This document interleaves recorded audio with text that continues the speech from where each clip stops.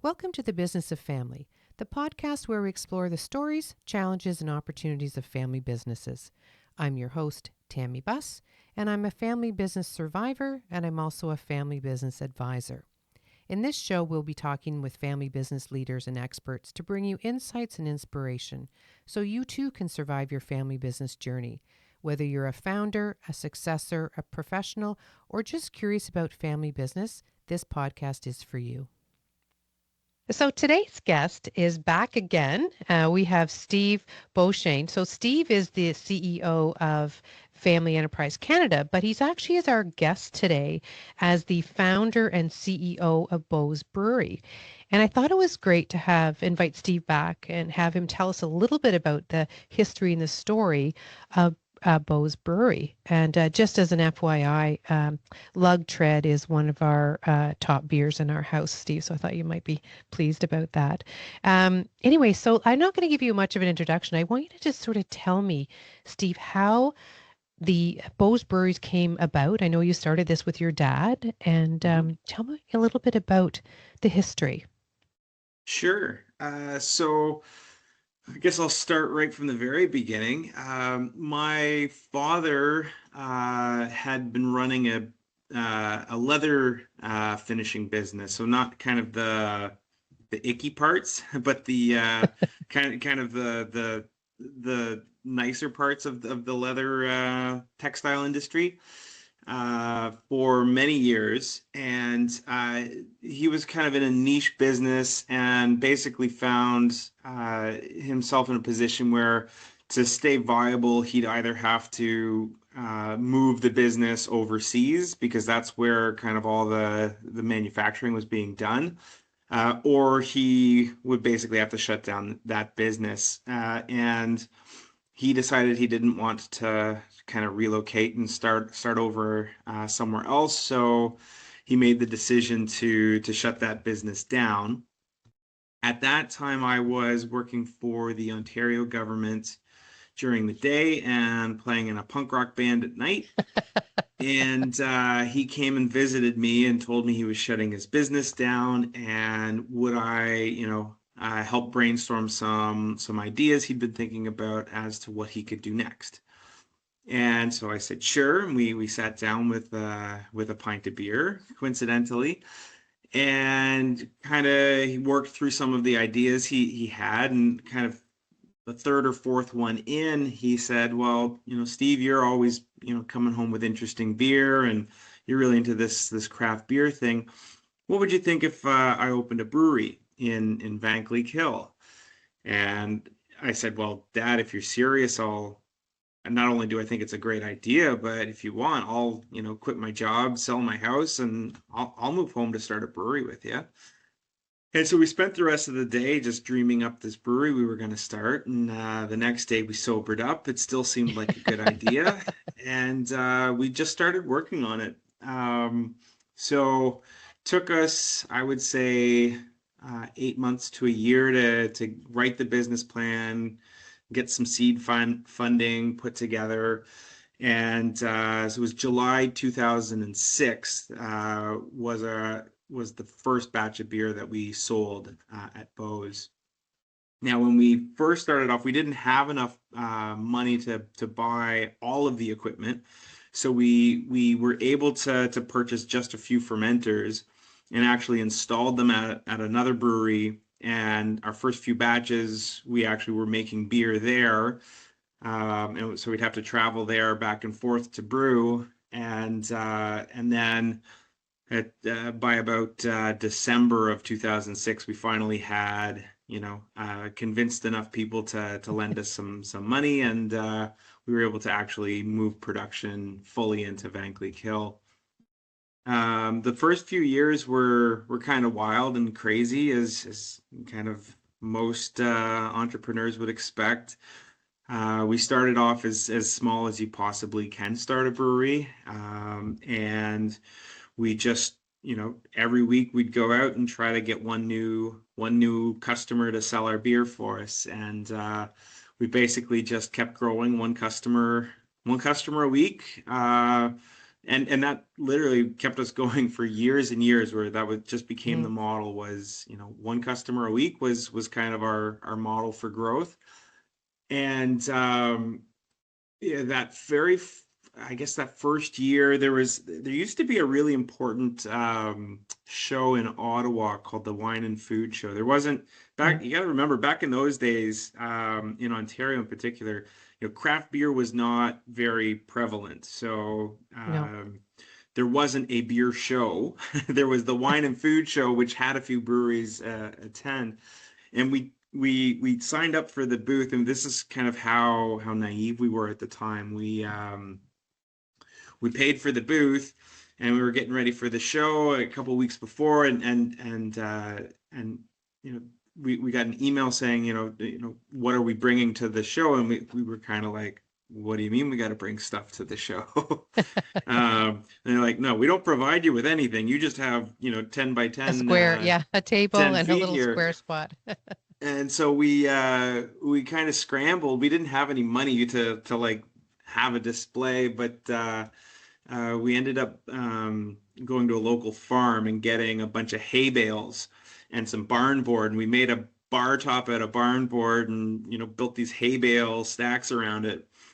And it was the most ridiculous thing you've ever seen. But you when you walked into the Congress Center, all you could smell was fresh hay, Oh, and people just flocked to the booth for the entire show.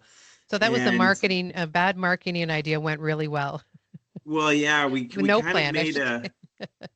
yeah, we made kind of frugality and creativity a real hallmark of the way that we did things, and that was kind of an early start to that. We also started doing things. I should say, so to close that story off, is it just smelled so good that like everybody came, and we ended up getting something like 8 to 10 of the most influential restaurants in Ottawa signing us on the spot. And I think it had more to do with the smell of hay than it had to do with the That's beer. But perfect. That's we kind of lured them in and got them. And then we started doing like just all sorts of things where we were solving a problem with creativity, and because we didn't have money.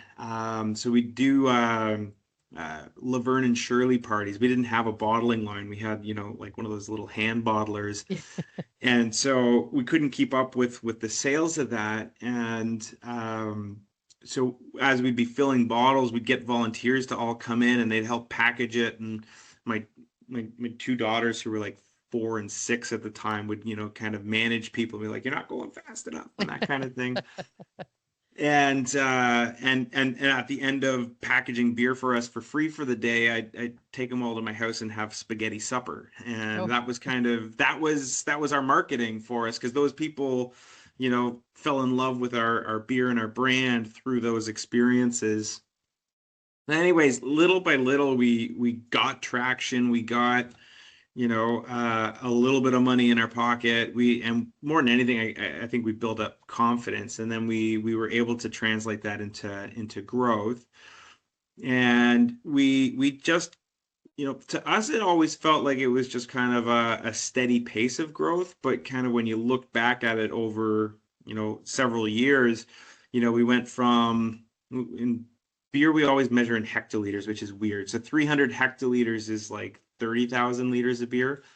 And that was our first year worth of sales. And then by like 2016, we were selling, 3 million liters of beer a year, that's a 30,000 substantial hectoliters. growth. Yeah, yeah. And it just kind of kept growing at the pace it was growing at. And sorry, it was 66 million liters of beer a year. Get my numbers wrong.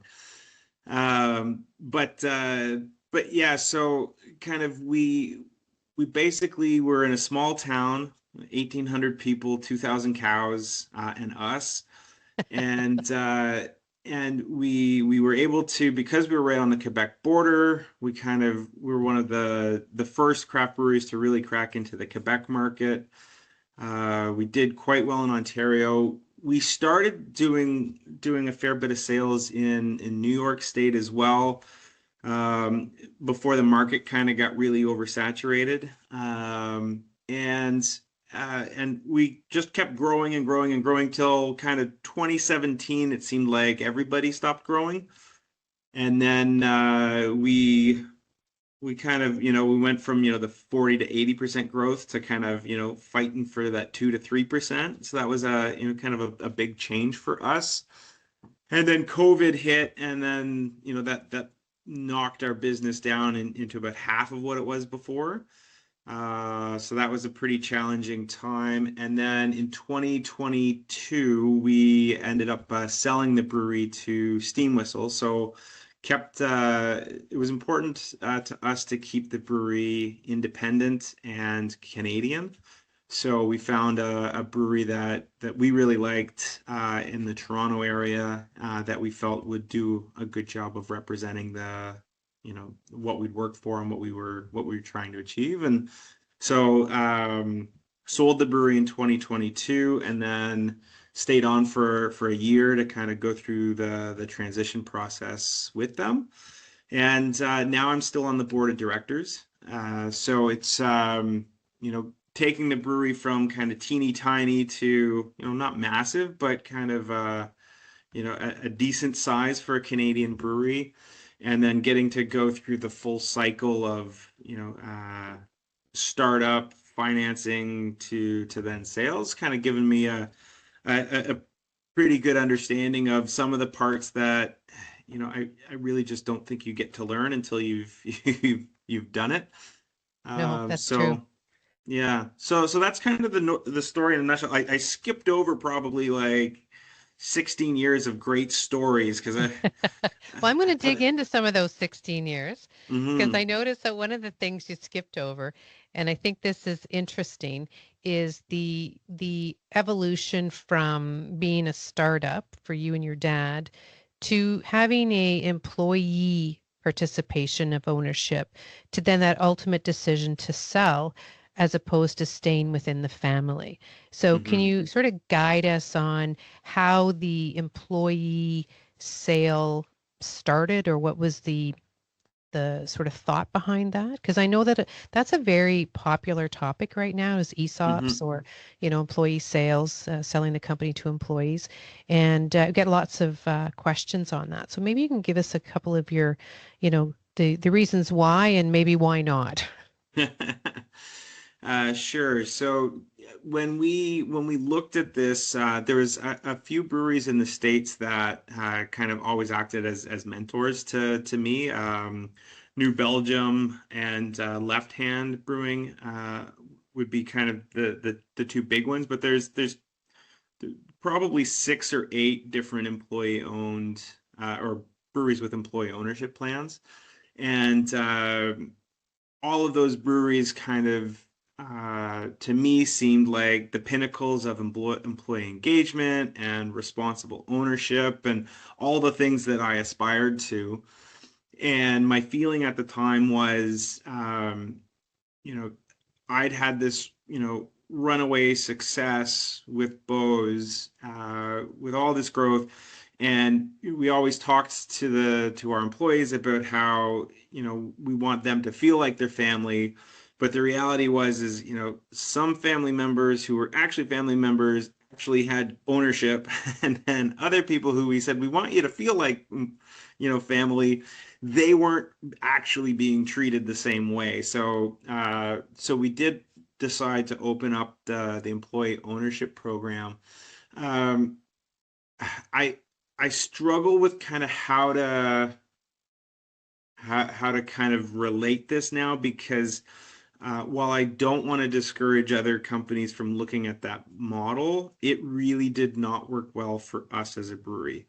And it took all of the sort of the things I did for the right reasons, and it kind of just turned them all negative, and it was not at all what I'd hoped it would be.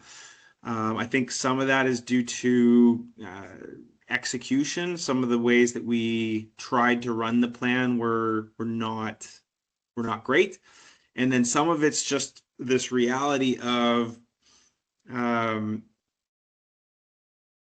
for a lot of employees that would love, let's say, a profit sharing plan or something like that, they don't always kind of connect with the sort of the true feeling of ownership, which is, it's there in good times and it's there in bad times. And, so we'd have a lot of examples where, you know, um, employee would come to us and say, "Yeah, I know I've got these shares in this program, but I really want to buy a car, and Mm. so can I just get money now today for those shares? Because I, I want to Right. buy this car." And, it's like, well, remember when we sat you down and talked through this program with you and explained that, like, this is a still privately held shares and they're not very liquid, and we'll do a annual buy sell process, but like you can't just pull money out. It's not a bank account. Yeah, but I just want my money today. Mm. Yeah. And then, on our end, we kept trying to accommodate kind of one-off requests. And yeah, I didn't do this and every time we did that, we created confusion and we created, I think sort of just ambiguity around the program that, Right. we could have saved ourselves a lot of headaches had we just administered it, and stuck to the rules kind of thing. Did you base it off an existing program, or did you just try to do it on your own? Well, it was a bit of both. We worked with lawyers that had set up ESOPs before, but we didn't work with, like, there's an organization now called ESOP Builders. They seem to Hmm. be doing some good work. And I think we could have taken advantage of more learning than we did. And this is, it's something we talk a lot about at the, Family Enterprise Canada is, you know, we were talking to a lawyer who was focused on the transaction, Right. and we didn't think through all of the sort of the human sides of that. Right. The So that, collaborative approach, bringing everybody together because everybody stays in their lane, right? And we say that as family business advisors mhm, all the time, that you need a collaborative team to look at all the different lanes. yeah, So this would be a and good example of why you need to bring everybody to the table. exactly. We were talking to the accountant, we were talking to the lawyer, and they both technically did everything perfectly. But the result was absolutely the opposite of what we hoped for. The other So, thing that didn't work in our favor was timing. So again, I'd mentioned, we'd been on 10 plus years of 40 to 80% growth per year. And the year after we instituted this is the year we went from that to the 2 to 3% mm, growth. right, And so right. everyone that was expecting their money to basically double every 2 years, we were like, ah. Yeah. It Welcome to the real world of business.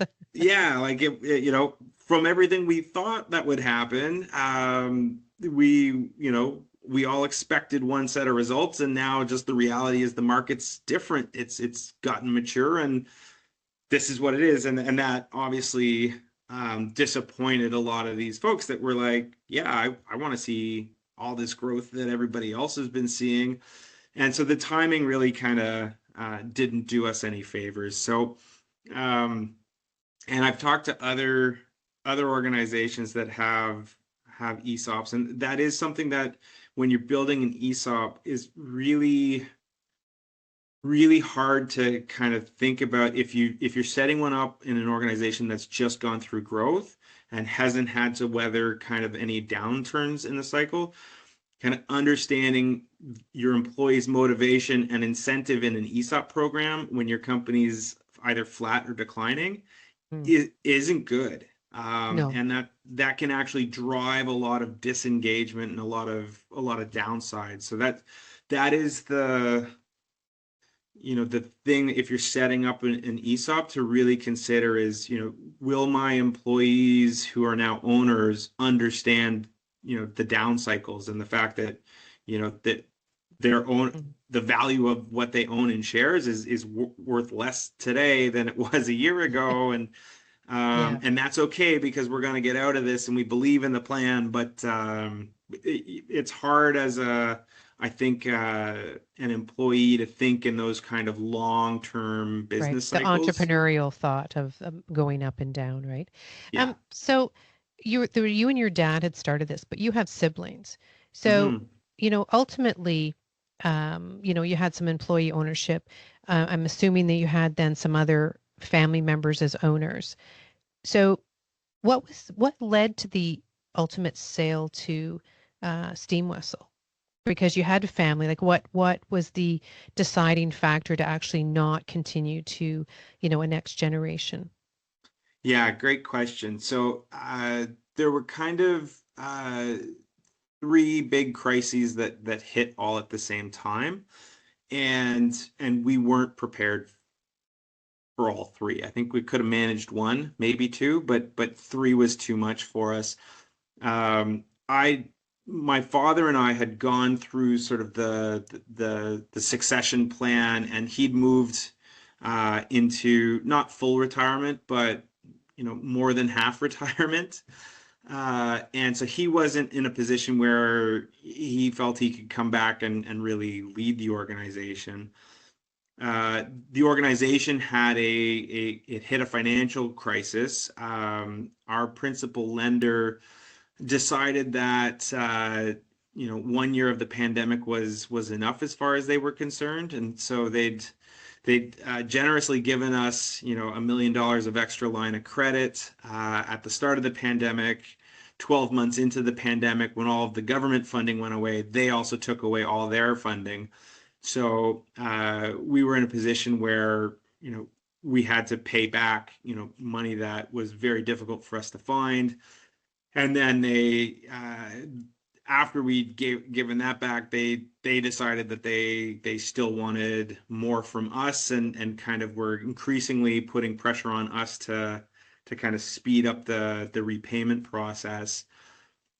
And so that was putting us, in a very tight financial position. Then my two older daughters' mother passed away very suddenly, and so my two oldest daughters were grieving, and then 2 weeks after that, my current wife got diagnosed with cancer, and so I was suddenly in a position where I had two older daughters grieving, my wife in need of a lot of support. We have a 1 year old with her, or she was one at the time. And so I had all of my family crisis going on at the same time. I had a brewery crisis going on, and I had to choose. I could focus on one or the other, Hmm. and there wasn't anyone else at the brewery that really we felt could take the brewery through the crisis it was in and get it to the other side. I feel like if I could have focused all on one or all on the other, uh, I would be successful in the one that I focused on, Yeah. and I chose to focus on my family, and the Good the choice, by the way. Good I choice. I, I stand by it. And the reality is we had all sorts of stakeholders we had to keep in mind. There was the employee owners, there was the other lenders, and just from a responsibility perspective, it didn't seem like an appropriately responsible thing to try to manage Mhm. both. And so I'd like to say the difficult decision. It wasn't all that difficult, to be honest. It was just what I needed to do, and because we developed a good relationship with Steam Whistle over the years, we were able to make the sale happen fairly quickly, and uh, that was it. And it's interesting again, sort of.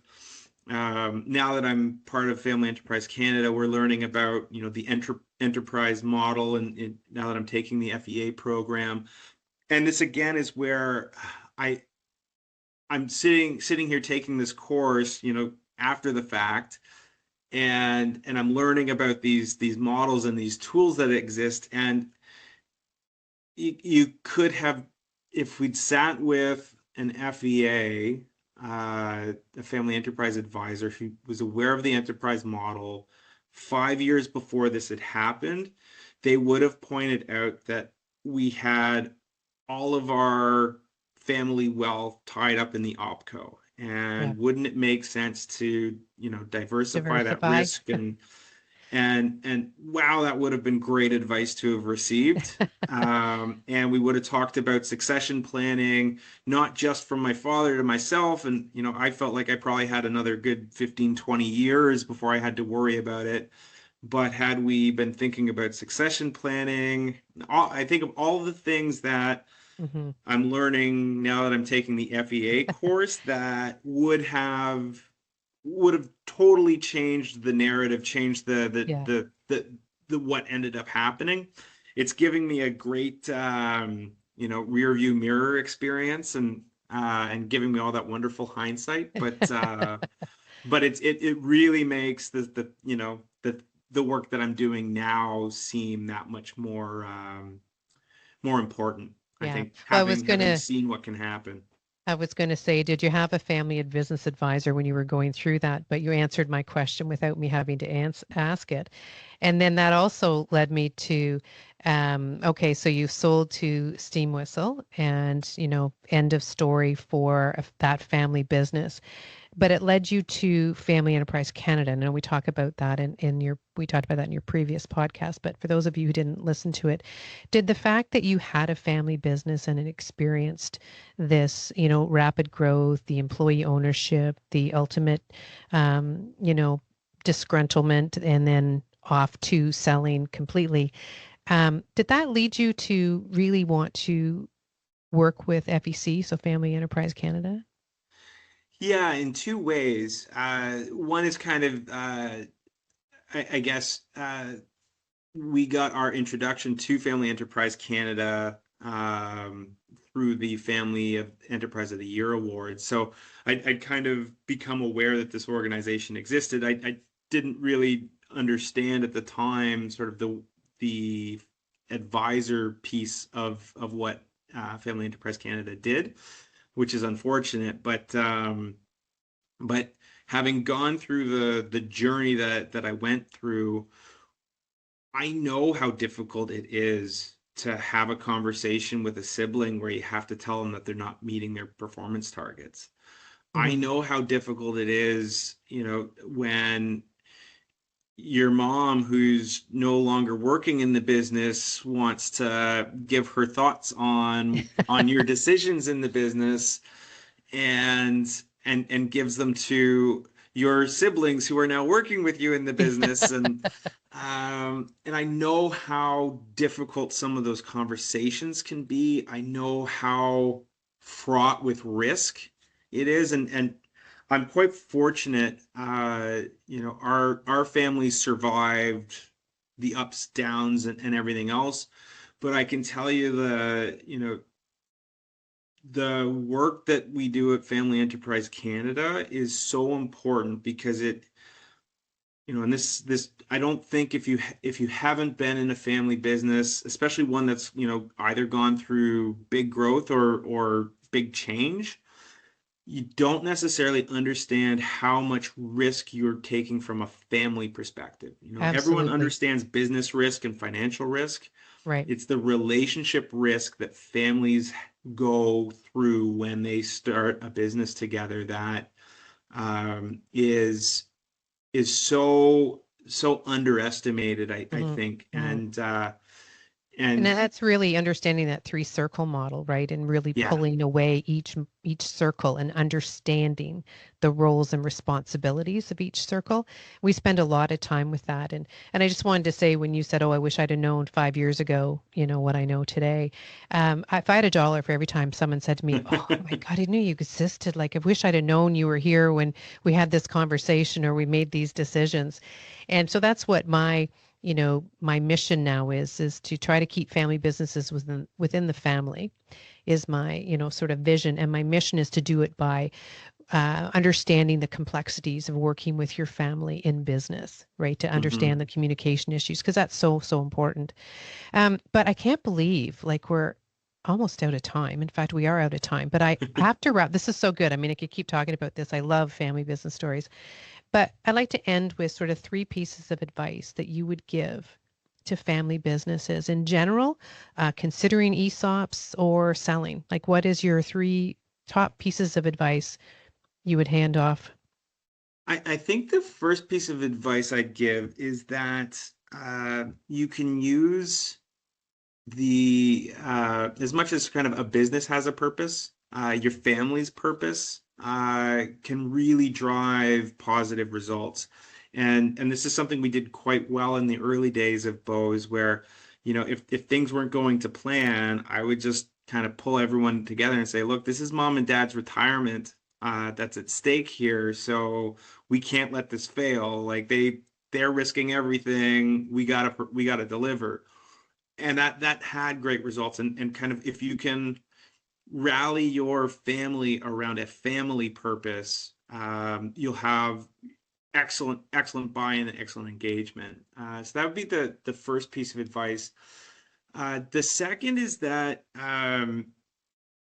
if you think you don't need to be working on the family side of the family business, it means that you're missing part of the equation. And I say, like, this is one of the hard ones that I learned the hard way. Is, I felt like we didn't need to talk about a lot of the things, because Dad and I had our plan together, and everyone else kind of, didn't matter. Right. It's not that they didn't matter, but it didn't matter Right. because we had our financial plan together. That's the And business side and the ownership plan, right? And you just forgot the whole family side. Yeah, and what I didn't realize till it was, not too late, but almost too late, was, we weren't getting together as a family anymore. Like, the only times we all talked together was, to talk about business. Mm, And kind of, there was quite a lot of times we just didn't want to be in the room with your other family members, because you're mad at them about something at work, right. Right. and we weren't addressing those items or those issues in the right way. We have a Um, blog talking about the difference, trying to keep the boardroom separate from the dining room table. Like the yeah. boardroom table and the dining room table have to be separated because that is probably one of the worst things you can do is have your business, your boardroom table discussion at the dining room table for Yeah, many reasons. And exactly. and like you said, you sort of forget that. And anyway, so for our listeners, you can go on and grab that blog piece. And here's the tips to try to keep it separate. But I think that's super important. Yeah. Super, super important. And then I think from a third piece, it's hard to narrow all of it down into three pieces, but I really think sort of that, again, understanding the full enterprise model, and understanding that the operating company is not the family enterprise. The enterprise is, your assets, your Yeah. your financials, the cottage, all of Yeah. the Your things. art, anything you own, right? And we talk about that a lot. I think that's so important is people tend to focus on the operating company because it's probably in most cases the largest asset Hmm. that you might hold. But it's also there's so much risk involved with that. Like you said, you need to diversify. So there's your deferred assets, right? There's your arts and jewelry. There's your other properties. There's your cottage. There's so many other things to Yeah, yeah. consider and financial included. And then maybe there's several operating companies or holding companies, but I think that's super important. And I'm so glad you brought that up. I don't think anybody's ever brought that up before, but we focus on that a lot. It's so important. Hmm. Yeah, and I mean, if you could add a fourth in there, try to have fun. Yes, you know what? Separating them, and that's part of the whole family meeting part, right? Is have part of the day as business, then have part of the day as fun. Yeah. But anyway, Steve, thank you so much for coming back on and talking to us about your own experience. I know sometimes when things don't go well, nobody wants to share, but I think it's important for listeners to understand that, you know what, you can make some decisions and maybe they're not the best thing, but you can find a way out. Or if you're thinking about them, really look at the bigger picture, Hmm. right? And talk to a family business advisor because we're experienced in all of those areas. You know, we can talk to your lawyer, your accountant. We can help make sure that this is what the family wants and what you're trying to achieve, and is it going to get you where you want to go? And I know for a lot of entrepreneurs, it's like you jump off the bridge without really considering what's below, and that's what happens a lot of time. I know I'm very, you know, that's part of my my problem, but I also understand now that I have to really look over the cliff first before I jump. So I think that's, you know, pretty true for most entrepreneurs, right? You're just go go go. Let's find the next shiny object and go. Anyway, I Hmm. want to thank you so much again for coming in. I really appreciate it. And you can still buy Beau's beer through where all can you buy it? Their beer store, LCBO. Is it in the States still, or Uh, through Steam Whistle now? Is it in the U.S.? it's not in the US, but it is in more Atlantic provinces, and it's hopefully on its way to some of the Western ones as well. But yeah, I'm on an earn out, so please buy lots and lots and Lots. lots of it. We're doing our part in our house. They love it. Oh, good. Anyway, thank you again. Thank you, Tammy. If you like this episode, subscribe to the Business of Family podcast on your favorite listening platform. You can also find BlueRoots on Facebook, Instagram, and LinkedIn. On the next show, I'll be back with another amazing guest who will inspire you with their family business insights. Until then, take care and keep it in the family. This podcast is for informational purposes only and should not be considered legal, tax, investment, or insurance advice. Before acting on any advice, please contact your personal or company advisors.